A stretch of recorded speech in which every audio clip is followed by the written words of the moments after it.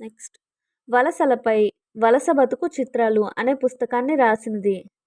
Option 1 Gitanjali, option 2 హైమర్ స్టార్స్ డార్ఫ్, ఆప్షన్ 3 జెలెన్స్కీ, ఆప్షన్ 4 రావెన్స్టీన్.